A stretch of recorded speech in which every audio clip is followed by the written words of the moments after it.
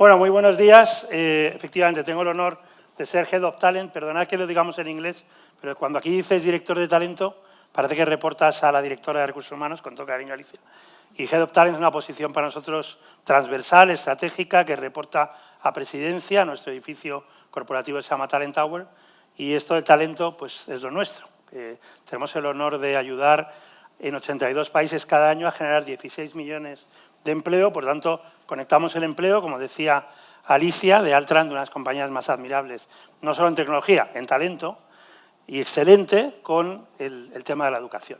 Efectivamente, revolución, como sabéis, es una palabra de la astronomía que tomó conciencia social y política un día concreto, 14 de julio de 1789, le suben el precio del pan a los franceses de aquella época, se alteran, van hacia la Bastilla a liberar a los pocos presos que había allí, y el gentío, cuando empieza a hacer ruido, despierta al rey Luis XIV, y entonces, medio somnoliento, le pregunta a su ayuda de cámara qué está pasando.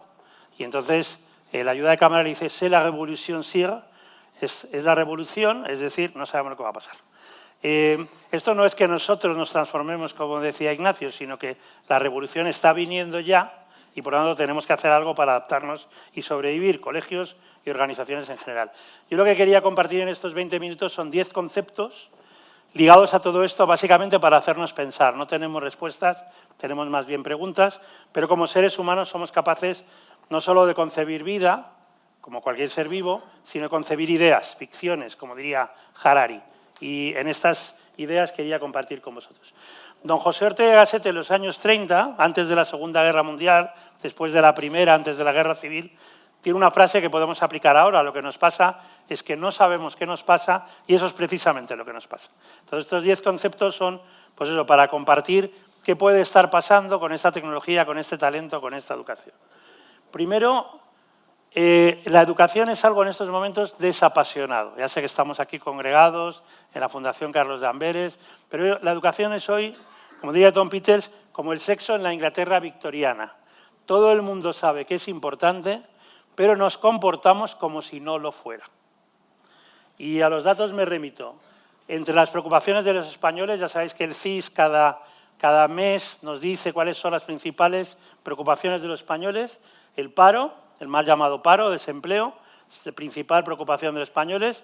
La corrupción, los partidos políticos, los problemas económicos, la independencia de Cataluña. Esos son los 5 primeros.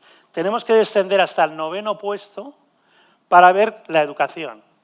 Y ya si hablamos de crisis de valores, la crisis de valores nos preocupa al 2% de los ciudadanos en España, querido Ignacio, que tú eres uno de ellos. Pero somos muy pocos. Claro, ¿de qué depende el desempleo? De la educación. ¿De qué depende mayor o menor corrupción? De la educación. ¿De qué depende cómo se comporten los partidos políticos? De la educación. ¿De qué depende el proceso? De cómo se ha educado a determinada ciudadanía para que ahora mismo tengan unas ideas que realmente no son nada reales. De la educación. Pero la educación no está ahí, está en segunda derivada, no está directamente. Segundo concepto, la learnability o aprendibilidad en castellano. Y está en la línea de lo que se nos acaba de decir, lo ha dicho Alicia Sánchez. La capacidad que tenemos de aprender será realmente lo relevante. ¿Cuál es el papel de los colegios de la educación? No solo tener conocimientos, porque eso cada vez será más accesible, sino que los niños, las niñas no pierdan esa curiosidad con la que vienen. Ya sabéis que Sigmund Freud decía, llegamos al colegio como un punto de interrogación, muchas veces salimos como un punto y seguido, y a veces como un punto y final. Bueno, pues que sigamos siendo puntos de interrogación, fomentar esa creatividad tan importante y esa curiosidad. Learnability es un concepto presentado en la tercera semana de enero de 2017 en el Foro Económico Mundial de Davos. Tenemos el honor de ser los partners de talento desde hace 15 años, por mi colega, la vicepresidenta mundial, Mara Swan, de talento, como esa capacidad no de saber, eso es accesible, sino de ser capaces de aprender constantemente. Importante en 2018, en 2020, en 2030 y seguro que en 2050. Bueno, ligado a esto, me gusta mucho citar a José Antonio Marina, amigo del Club de Excelencia, amigo de la Casa. No estamos en la sociedad del conocimiento. Si las instituciones educativas básicamente nos dedicamos, yo tengo el honor de escribir cada mes en cuadernos de pedagogía, es algo que me ilusiona porque Bueno, primero es ante pedagogos, nada menos, ante vosotros, y luego desde el punto de vista de las organizaciones no estrictamente educativas. Estamos en la sociedad del aprendizaje. Y como dice José Antonio, aquellas organizaciones, incluso los colegios, capaces de adaptarse al entorno, por tanto, aprender a la velocidad del entorno, que sabéis que dentro de 2 años duplicaremos conocimientos cada 72 días, cada poco más de 2 meses, sobrevivirán y solo triunfarán aquellas que se adapten, por tanto, que aprendan más rápidamente todavía que el entorno. Estamos en una nueva era que se presentó también en Davos en 2011-2012, que en un libro del capitalismo al talentismo, es un libro de otoño de 2012, y es una nueva era en la que el talento es lo más valioso, es el motor del crecimiento. Porque, entre otras cosas, es más escaso que el capital. El capital ha seguido desarrollándose, hoy es un apunte tecnológico, básicamente, no hay más. Cuando hablamos de robots, son capital. Cuando se dice, ¿y pagarán impuestos los robots? No, quien tiene que pagar impuestos es el capital, porque los robots son capital. Bien, se ha mencionado el tema de escasez de talento. En estos momentos, último día de noviembre de 2018, llamamos escasez de talento a cuántas posiciones no se cubren en el mundo.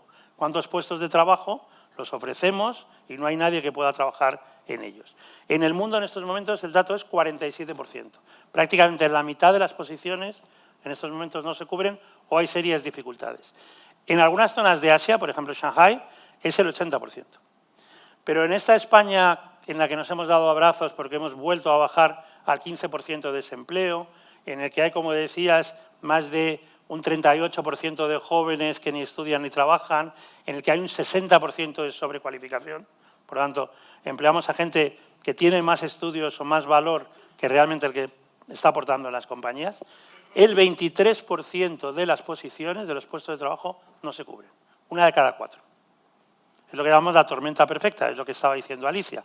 A la vez, mucho desempleo, demasiado desempleo y desempleo juvenil, y sin embargo, 1 de cada 4 posiciones no las cubrimos.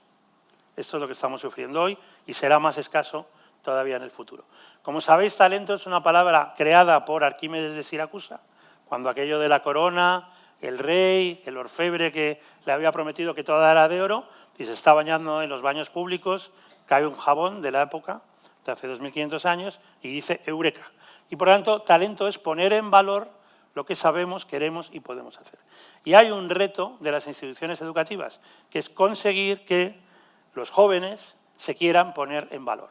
Esta mañana estaba leyendo en El Mundo que la mayor parte de los youtubers españoles viven en Andorra, oficialmente, porque así pagan menos impuestos.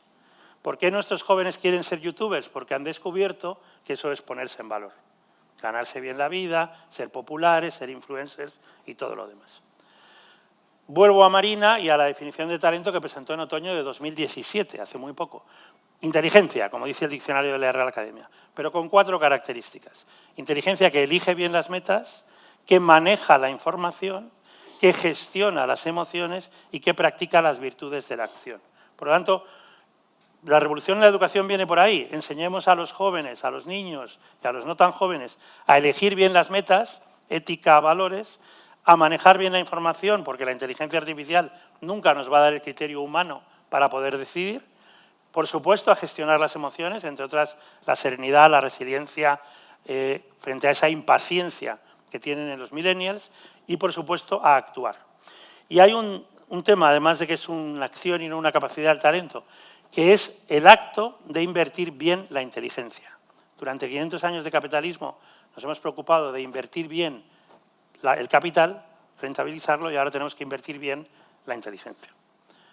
Vamos al cuarto. Para mí la mayor experta en talento, una de las mayores, la doctora Carol Dweck, una señora de 72 años, que sigue trabajando porque la dejan en la Universidad de Stanford y que dice que al final el talento es una cuestión de mindset, de mentalidad. El 80% de la gente cree en una mentalidad fija.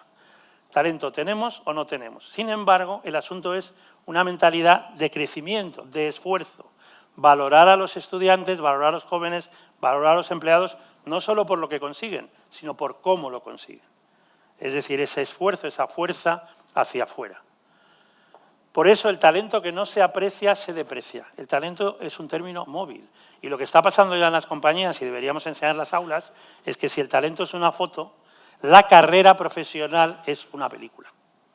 Y a veces con CEOs, presidentes, dicen, no, es que yo no puedo dar carrera profesional a la gente porque no la puedo ascender. Es que ya no va de ascender, nos lo acaba de contar Alicia. Va de crecer, va de tener más empoderamiento, como se dice ahora, va de proyectos, va de irse de la empresa y volver, de irse de país y volver. Eso es lo realmente relevante.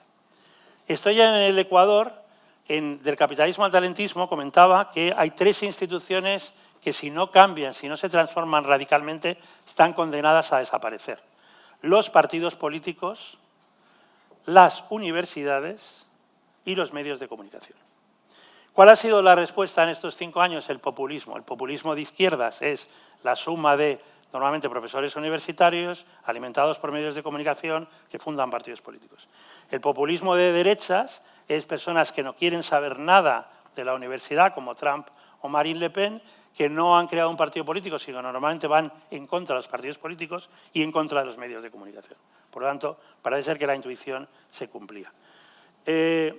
¿Cuál es la respuesta de las empresas? Cada vez colaborar más, la FP Dual y demás, de la que estamos muy orgullosos y también el club ha hecho cosas muy relevantes, y las universidades corporativas.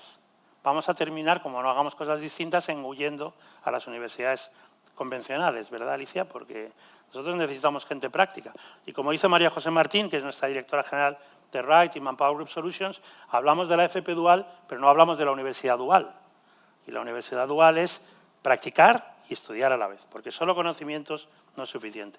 Este señor se llama Nelson Ríos, ha sido vicepresidente mundial de PDVSA, Petróleos de Venezuela. La semana pasada estaba en Caracas, invitado por él, con los que se quedan allí, que son el 75% de la población, 25% ya ha salido del país, pero ellos saben que al final la educación es la única esperanza que tienen. El tema felicidad. Como sabéis, felicidad quiere decir Félix en latín, fecundo, mater Félix, la madre que amamanta al hijo, arbor Félix, el que da fruto, y por lo tanto se trata de esa experiencia global de placer y significado, como decía Aristóteles y como tal Ben Shahar en Harvard sigue enseñando. Pero lo importante de esta felicidad bien entendida es el equilibrio, porque si solo nos dedicamos al placer, a lo hedónico, y ese es el riesgo cuando tenemos pocos hijos, esta es una felicidad dulce, como decía Aristóteles, pero incompleta. Si solo nos dedicamos a tienes que estudiar, tienes que aprobar, tienes que sacar la carrera, un poco como vemos en algunos asiáticos, que es una obsesión por tener el mejor título, la mejor nota, perfeccionismo es una felicidad, decía Aristóteles, seca. La felicidad plena, el bienestar del que hablaba Alicia, es la suma de 2 cosas. Pasarlo bien cuando estás estudiando y lograr las metas que precisas. Y ahí vuestra labor, vuestra responsabilidad es enorme. Evidentemente no sufrir, pero tampoco que el placer no nos lleve a hacer cosas con valores y con sentido. El éxito. El éxito viene también de la palabra latina exitus, que es salida, se recoge en el inglés como la salida, y cada uno puede definir su éxito. Pero lo importante desde el punto de vista de la educación es que no es el éxito el que lleva a la felicidad, es la felicidad la que lleva al éxito. Y, por ejemplo, educar en personas agradecidas, que te hacen muy feliz por altruismo, te permite tener más éxito. Por tanto, vamos por ahí. 8º punto, la consciencia, que es el gran reto de todos los neurólogos, neurocientíficos en estos momentos. ¿Por qué diablos tenemos 55 gigas de información por segundo inconsciente y en un momento dado se da ese eureka de Arquímedes y, ya tengo la respuesta, ya tengo el criterio? La consciencia. Seguro que habéis oído esto de 2/3 de los empleos, por ejemplo, del año 30 todavía no existen. ¿Cuántos habéis oído algo parecido? 66% de los puestos de trabajo de nuestros hijos todavía no existen. Bien, esto es, como dicen a los jóvenes, un manoseo, es decir, versión de versión de versión, de lo que en Oxford hicieron en otoño del año pasado 2 expertos y sus equipos, Carl Fry y Michael Osborne, que básicamente han estudiado automatización de puestos de trabajo. Casi la mitad de los puestos actuales se van a digitalizar en gran medida y el 19% se van a digitalizar en bastante medida. Y esa da la suma del 66%. Pero lo importante, es lo que tuve el honor de preguntarle a Frey cuando estuvo por Madrid hace unos meses, es qué es realmente lo que nos hace humano, porque eso es lo que tenemos que educarnos. Creatividad y curiosidad, los robots no son creativos, inteligencia emocional, donde ahí los padres, evidentemente, y las madres, tenemos también nuestra responsabilidad, e intuición, resolución de problemas complejos. Eso es lo que realmente nos hace humanos y eso es lo que tenemos que seguir educando. Aportación de información, conocimiento, cada vez va a estar más disponible, seguramente lo vamos hasta a interiorizar, no lo tendremos en dispositivos externos sino internos y eso no marca la diferencia. Y los dos últimos puntos, el desarrollo tiene que partir de la educación, de la formación reglada, de cursos y demás. Desde el punto de vista del liderazgo nos gusta bromear diciendo que cualquier jefa, cualquier jefe se carga el mejor curso del mundo con una palabra mágica que es hijo mío o señorita tal que ha ido a un curso. ¿Cómo ha ido el cursillo? Cursillo quiere decir, esto no vale para nada, lo importante es seguir haciendo las cosas como las hacíamos antes y eso es un problema. Y lo hemos de combinar, como ya estáis haciendo las mejores escuelas, la educación excelente, con la exposición, gestión por proyectos, presentaciones y demás, y con ganar experiencia. Porque en este mundo de los millennials, en que el 70% de la fuerza laboral serán millennials y centennials, curiosamente la experiencia es más valiosa que nunca. Pero no repetir lo mismo año tras año, el día de la marmota, como el anuncio de la lotería de este año, no. Ganar realmente en criterio y en hacer las cosas, como decía Ignacio, no desde la mejora continua, ya desde la transformación. Y finalmente, desgraciadamente vamos a un mundo cada vez más desigual, pero no desigual por el capital, como dice Piketty, para que paguemos más impuestos, los que más ganemos. Desigual precisamente por la educación. En un país que junto con Malta, como decía Alicia, somos el país de mayor fracaso escolar, pero no porque los alumnos no sirvan, sino porque, por ejemplo, en Baleares se han dedicado a ser disc jockeys o a repartir tarjetas para ir a discotecas y han dejado de estudiar el bachillerato. En ese país nuestro, la desigualdad vendrá de la educación. Y me gusta recomendar libros. Hay un libro relativamente reciente, publicado en Estados Unidos, Pedigree, que dice, al final, las personas van a empresas de élite, empresas excelentes, instituciones 400+, 500+, en buena medida porque las madres y los padres nos preocupamos de educarles lo mejor posible, de rentabilizar esa educación y de ayudar a que encuentren empleabilidad. Por lo tanto, la respuesta a la desigualdad no puede ser la igualdad, sino la equidad, como decía Aristóteles. Igualdad de oportunidades, tomarnos en serio la educación y, como se dice en Davos, habrá haves, los que tienen empleo, los que tienen talento, los que tienen educación, y have-nots, a los que les pagaremos una renta básica anual, que no la van a pagar los gobiernos, ya os anticipo, las vamos a pagar las empresas para que esta gente que no emplea su talento, por lo menos siga consumiendo y tengamos una buena reputación. Y esto es lo que viene. Por tanto, estamos, como también se ha dicho, la Skills Revolution 2.0, le ponemos punto cero a las cosas. Como sabéis, 4.0 fue el gobierno alemán de Angela Merkel hace unos años, diciendo tenemos que reinventar la industria de un país tan industrial como el país, como Alemania. Y la cuarta revolución industrial es que en estos momentos los robots van a tratar de entenderse entre sí, inteligencia artificial, Internet de las cosas. No se ve muy bien, pero Jonas Prising, que es nuestro presidente mundial, ya ha dicho que en esta revolución de las competencias 2.0 la tecnología es el trampolín del talento, por tanto, cuanta más tecnología, más importante disponer de talento. Por cada 2 puestos de trabajo, datos de la Unión Europea, que se pierdan por tecnología, se van a crear 5, pero educados de manera muy diferente. Y la respuesta tiene que ser, evidentemente, tener nuestra responsabilidad social, el valor compartido para ayudar a las personas y las organizaciones en este mundo nuevo que es de enormes oportunidades. Y ya acabo. Seguro que conocéis a James Heckman, Premio Nobel de Economía, Universidad de Chicago, que ha demostrado fehacientemente en lo que se llama la curva de Heckman que la educación es la mejor inversión que se puede realizar. De hecho, tiene un retorno de la inversión sostenible de 1.600%. 16 veces cada euro que invirtamos en nuestros jóvenes y nuestros mayores para que cada vez estén más educados.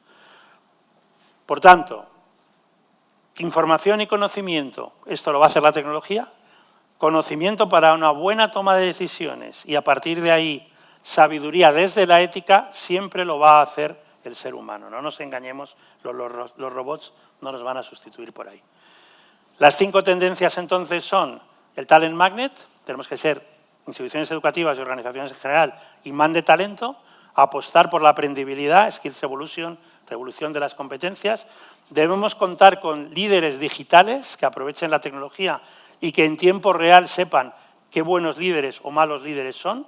de esto que viene, vivir una experiencia de talento en relación con lo que Alicia también estaba comentando antes, y un ecosistema híbrido donde convivan 4 generaciones, desde los baby boomers hasta los centennials, donde evidentemente haya más equidad de género, porque la equidad de género, entre otras cosas, porque es lo ético, pero además las empresas con mayor equidad de género son un 30% más productivas, y donde utilicemos de manera ética la tecnología, que es realmente de lo que se trata. Bueno, básicamente, daros las gracias, creo que estamos más o menos en tiempo, ¿no, Mercedes?